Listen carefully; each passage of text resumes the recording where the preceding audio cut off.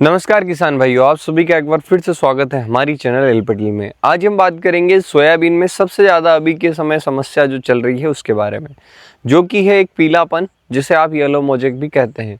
हम इसकी पूरी डिटेल जानेंगे कि किस तरीके से हम इसे कंट्रोल कर सकते हैं, क्या चीज़ें डालना चाहिए, क्या नहीं करना चाहिए, क्या करना चाहिए, पूरी एक कंप्लीट डिटेल जानेंगे। साथ ही साथ ये समझेंगे कि येलो मोजेक को आप कैसे कंट्रोल कर सकते हैं, क्या इसका 100% निदान हो सकता है, सब कुछ।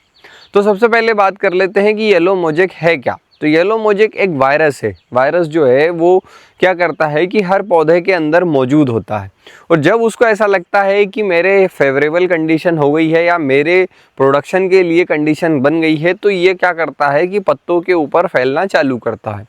जब ये इसकी कॉलोनियाँ बनाता है तो पत्ते के ऊपर पीलापन दिखता है आपको। पीलेपन में भी हरा और पीला आपको धब्बेदार दिखता है। जहाँ जहाँ पर ये फैलेगा वहाँ पर पीलापन आ जाएगा।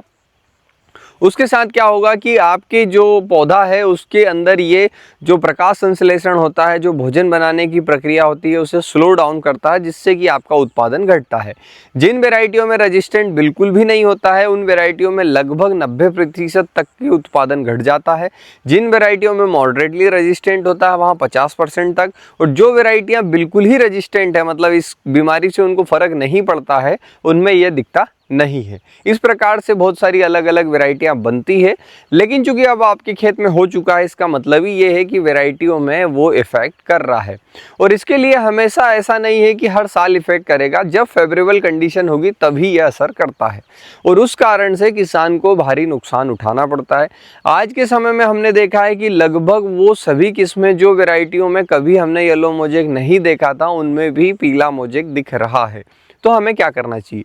सबसे पहली बात तो कि वायरस को कंट्रोल करने के लिए कोई दवाई नहीं बनी है। काफ़ी किसानों को जो है भ्रमित किया जा रहा है कि जो येलो मोजेक वायरस है हम उसको वापस से ख़त्म कर देंगे, तो कभी वो ख़त्म नहीं हो सकता। जिस पौधे पे, जिस पत्ते पे एक बार येलो मोजेक आ चुका है वो वापस रिटर्न नहीं होगा। वो पत्ता हमेशा येलो मोजेक वायरस से इन्फेक्टेड ही रहेगा। लेकिन आप उसे फैलने से रोक सकते हैं, जो कि बहुत आसान तरीका है, लेकिन उसके साथ बहुत सारी कंडीशन बनी हुई आती है। कैसे कि जैसे आपको लगता है कि आपके क्षेत्र में येलो मोजेक आ रहा है, तो गवर्नमेंट जब से येलो मोजेक बना हुआ है तभी से ये न्यूज़ चलाती है कि आपको पहले तो सबसे पहले पीले पौधों को निकाल के खेत से बाहर कर देना है। अगर आप पीले पौधे खेत से बाहर कर देते हैं और कंडीशंस जो है वो फेवरेबल नहीं रहती है, तो बाद में येलो मोजेक नहीं फैलता है। लेकिन अगर आप वो नहीं कर पाते हैं, ज़्यादा मात्रा में है, तो फिर क्या है कि येलो मोजेक एक पत्ते से दूसरे पत्ते पर फैलेगा, लेकिन वो खुद से ट्रेवल नहीं कर सकता, मतलब खुद से वातावरण में घूम करके फैल नहीं सकता। तो उसे एक चाहिए रहता है माध्यम, और माध्यम क्या बनता है? वाइट फ्लाई, जिसको कि सबसे ज़्यादा कंट्रोल करने की सलाह दी जाती है। वाइट फ्लाई जो होती है वो क्या करती है कि अपने जो पैर होते हैं उसके अंदर येलो मोजेक के कणों को लगाती है, और एक पत्ते से दूसरे पत्ते पे जब रस चूसने जाती है तो वो वहाँ पर छोड़ देती है। फिर वो उसकी धीरे धीरे वहाँ पर कॉलोनी डेवलप होती है, और फिर वो पौधा भी आपका पीला पड़ जाता है। इस तरीके से इसे कहा जाता है कि वाइट फ्लाई जो है उसके वेक्टर का काम करती है। वेक्टर मतलब फैलाने वाले तत्व का काम करती है। इसीलिए हमेशा कहा जाता है कि आप वाइट फ्लाई कंट्रोल करिए। लेकिन वाइट फ्लाई कंट्रोल करने से आगे से आप फैलना रोक सकते हैं, लेकिन जो पीला पड़ा पौधा है उसे वापस रिकवर नहीं कर सकते। इस बात को आपको याद रखना है।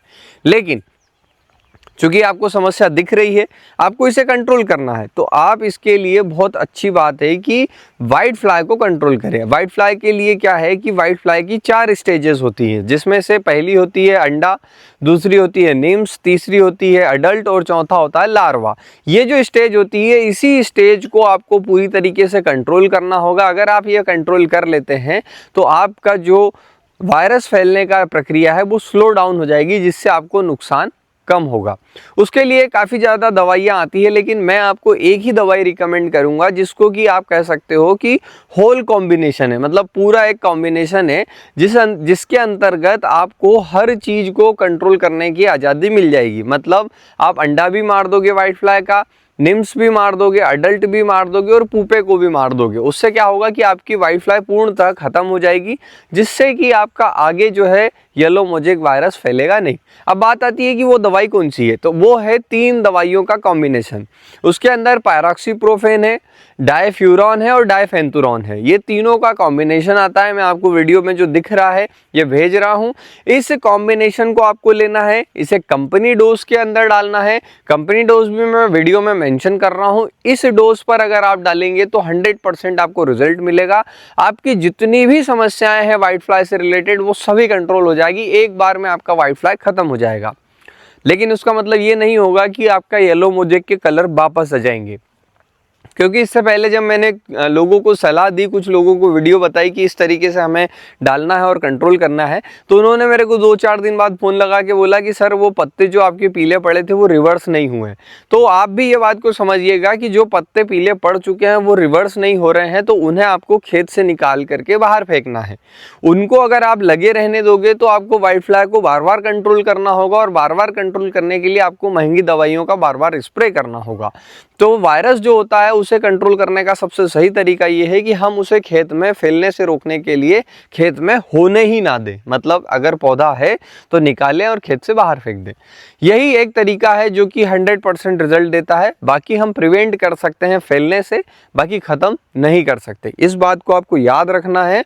और सभी किसान भाइयों में इस वीडियो को शेयर इसलिए करना है क्योंकि जो दवाई विक्रेता है वो क्या कर रहे हैं, किसानों को ये सलाह दे रहे हैं कि आप ये दवाई डालो, इससे वो पीलापन हट जाएगा, ये टॉनिक डाल दो, इससे वो पीलापन हट जाएगा। लेकिन ऐसा नहीं हो रहा है, और किसान भाई जो है बेचारा जानकारी के अभाव में वो चीज़ें यूज़ कर रहा है और उसका पैसा जो है व्यर्थ खर्च हो रहा है। साथ ही आप हमारी फील्ड में देख सकते हैं कि हम यहाँ पर बैठ खड़े हुए हैं, और ये जो वैरायटी है अभी ये है NRC की 268, और कुछ इस प्रकार का इसमें फ्लावरिंग फ्रूटिंग आया हुआ है। और इधर हमारी रिसर्च वैरायटियाँ लगी हुई है। ये एकदम नई रिसर्च है, अयोध्या फर्म की है, उसको भी हम ट्रायल पे ले रहे हैं। उसके आगे भी हमारे बहुत सारे ट्रायल लगे हुए हैं।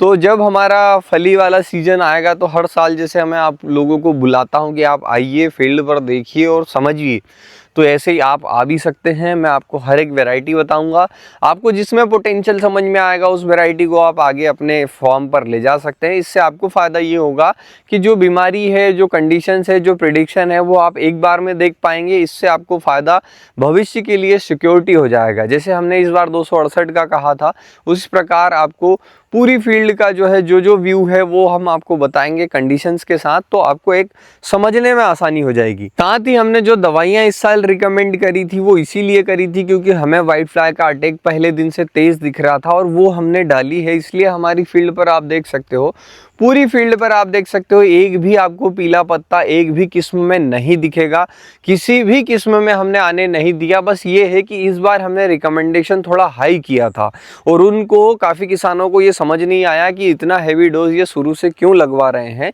लेकिन हमें पता था कि कैसे कंट्रोल करना है, इसीलिए हमने वो चीज़ें बताई थी। और काफ़ी किसान भाइयों को थोड़ा अलग भी लगा था कि यार इस बार ये फॉस ग्रुप को यूज़ ही नहीं कर रहे हैं या हल्की दवाई नहीं बता रहे हैं, तो वो इसीलिए नहीं बता रहे थे ताकि हम रिडक्शन ले सकें।